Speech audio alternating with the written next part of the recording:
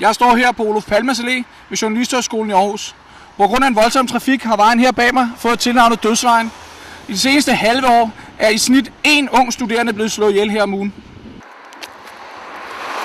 De studerende kæmper hver dag med livet som indsats for at komme over vejen. Det har nu fået de lokale politikere op af stolene. Mogens Højresving fra Fodgængerfeltpartiet går aktivt til kamp imod dødsbilisterne. Kør dig ordentligt og tænk på de unge. Det her er en katastrofe, og så stort et problem, at vi ansvarlige politikere simpelthen må gøre noget. Os i Fodgængerfeltpartiet har 3 konkrete forslag til det her. Vi vil have fodgængerfelt, et lyskryds og en gangbro. Jamen, hvor skal pengene komme fra? Fra de gamle. På Dødsvejen bag mig, der kører bilisterne ufortrødent videre. Og jeg har lige fået bekræftet, at pigen vi så tidligere i indslaget, hun blev denne uges offer.